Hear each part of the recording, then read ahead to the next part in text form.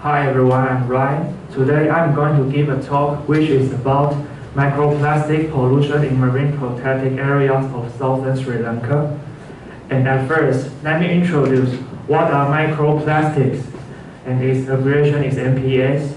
They are plastic particles smaller than 5 millimeter, and their common shape are fragments, and their common polymer type is PE. And this is what microplastics look like. We group microplastics based on whether they are intentionally manufactured to be of microscopic size, which are primary microplastics, or derived from fragmentation and degradation of larger plastics, which are secondary microplastics. And you may want to know what kind of microplastics are more abundant. The answer is secondary microplastics.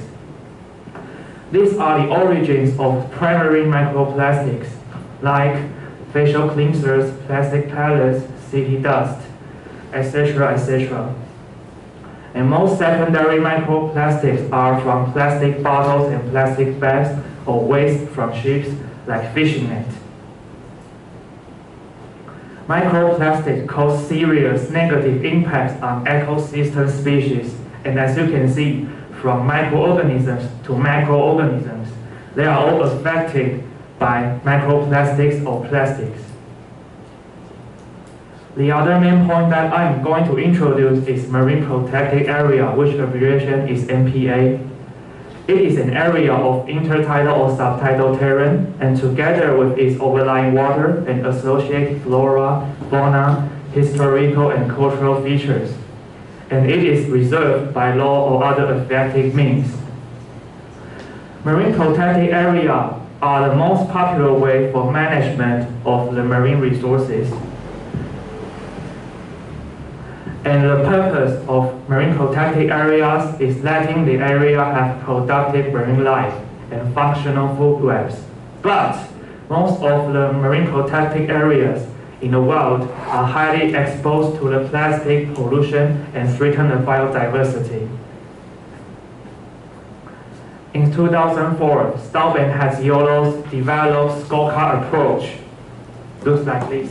This is scorecard to determine the management status of marine protected areas.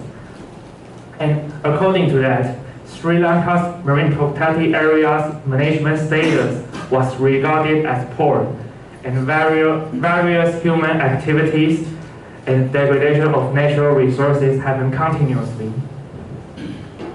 And in this research, we want to know the popularity of microplastics in B park and H park. And our aim is to generate microplastics baseline data to investigate the extent of contamination and guide further research on the ecological impact of microplastics contamination. And materials and methods. Where is Sri Lanka? Sri Lanka is an island in the Indian Ocean, and it is located in the southeast of India. This is B park. The blue dots are water sample sites, and yellow dots are sand sample sites. And we only focus on these 7 sand sample sites, which are B1 to B7 sites. And this is the satellite imagery of B park. And this is H park. We only focus on these 5 subsites, and this is the satellite imagery of H park. And all the samples from 12 subsites were analyzed to determine abundance of microplastics. We use some tools to collect samples, and for coastal and lagoon water samples, we use plankton net. And for benthic sediment samples of lagoons, we use Ekman graph. And benthic means the bottom of water. We categorize microplastics based on their size, shape, and color. Large microplastics ranges at 5 millimeter to 1.1 millimeters, and small microplastics ranges at 1 millimeter to 0.5 millimeter. And their common shape are fragments, filaments, films, foams, and pellets. And their common color are white, blue, green, and red. We identify large microplastics by using spectroscope. And for small microplastics, we use NanoRad to identify it. Result and discussion. We collect samples in summer, and in this season, southwest monsoon is prevalent and Sri Lanka is there. And look at this chart. The x-axis are 7 sites of BPARC, and y-axis is the abundance of microplastics. And green bar means the abundance of microplastics on high timeline, and blue bar means the abundance of microplastics on dune. Dune means sandy hill.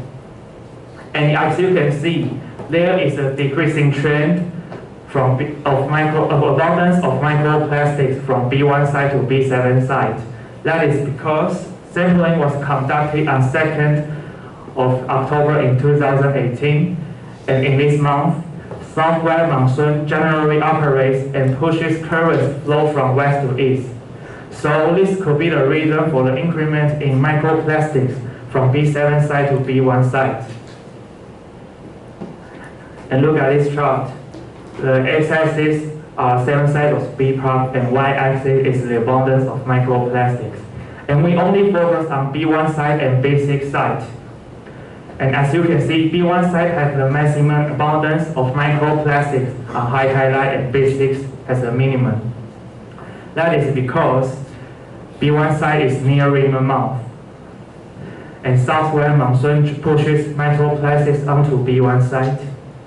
And B6 has a minimum abundance of microplastic.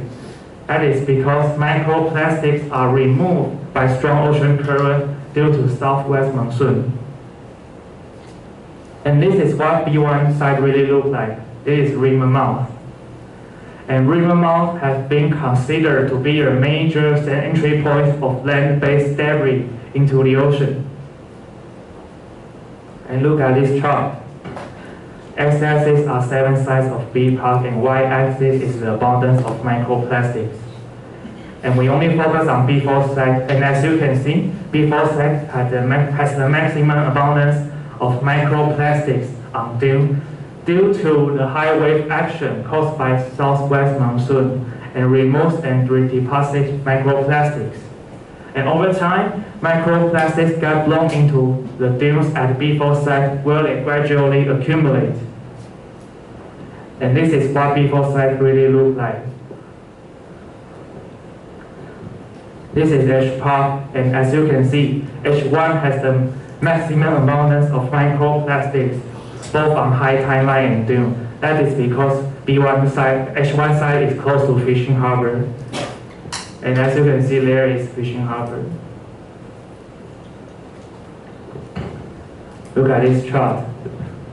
The x-axis are the 12 subsites of BPARC and H-PARC, and y-axis is the abundance of microplastics. And as you can see, H1 has the highest abundance of microplastics compared to other sites. So according to that, H-PARC shows the higher abundance of microplastics than BPARC. That is because H-PARC is near a fishing harbor and a populated urbanized city and a highly visited tourist beach. And compared to H-PARC, BPARC is relatively not interfered by humans. Look at this table. The table is about the mean size of large microplastics in BPARC and H-PARC. And as you can see, the mean size of large microplastics in H-PARC is higher than BPARC both on high tideline and dune. That is because BPARC is not directly faced southwest monsoon, so it is located in the dry zone of Sri Lanka. And high ultraviolet radiation can increase fragmentation even further than H-PARC. H-PARC is directly faced southwest monsoon, so it is located in the west zone of Sri Lanka. And look at this chart. The x-axis are the size classes of microplastics, and y-axis is the shape percentage.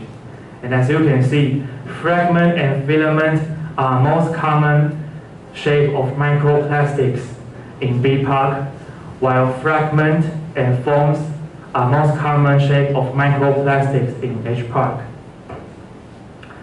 And look at this chart. The x-axis are 12 subsides of H part and B part, and y-axis is polymer percentage. And we only focus on green bar. Green bar is PE's percentage.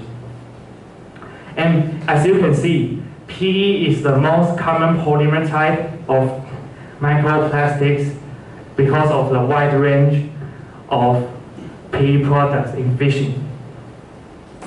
And lastly is our conclusion.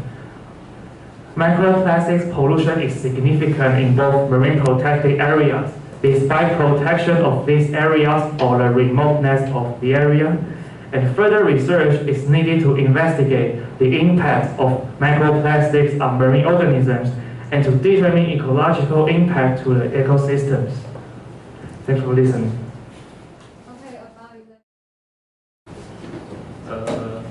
We use many pictures to make people more easy to know what is his talk. But in your data picture, some of your data pictures axis form is too small to see. He added lots of images than top one, and I think this made the talk more easier to follow. And he used the map to explain the data on the same slide and show us the photos of those sampling sets. I think this is very good.